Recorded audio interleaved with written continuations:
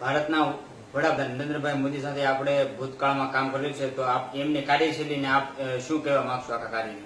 એને તો હું જાણું છું, એની છઠ્ઠીએ જાણું છું. એની જેટલો દુનિયામાં કોઈ જુઠ્ઠો માણસ જ નથી.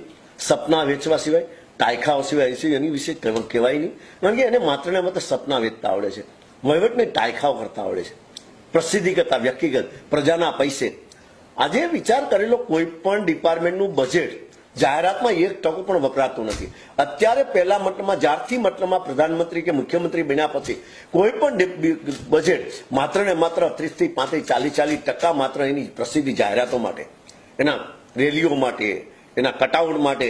આજે ગુજરાતની વસ્તી 6 કરોડની, ગુજરાતમાં એના કટઆઉટ માનું છું 2001-2 થી એના કટઆઉટ કેટલા લાગે છે? 1.5 કરોડ કરતા વધારે કટઆઉટ. કોઈ પણ બસમાં જાવ તેનું કટઆઉટ, ગમે ત્યાં કટઆઉટ છે. માતાજીનો ફોટો આટલો જ હશે, પણ ભાઈનો ફોટો મોટો હશે. અંબાજી જાઓ, મહાકાળી જાઓ, ગમે ત્યાં એને પ્રસિદ્ધિ સિવાય કઈ રસ નથી.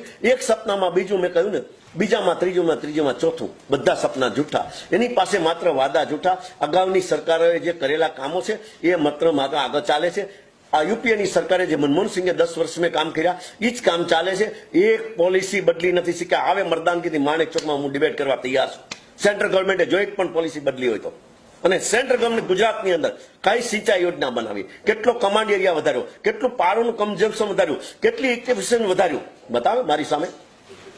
જે કામ 2001 પહેલાના છે એ આજે નથી. ગુજરાતના 9 પાવર હાઉસ તો બંધ કરી દીધા. એને તો ગુજરાતને વીજળી અદાણી, અંબાણી, રિલાયન્સ, એસઆર માંથી લીધી, વેચાતી, અને તમને મોંઘી વીજળી આપી. કોના ઘર ભરાણા?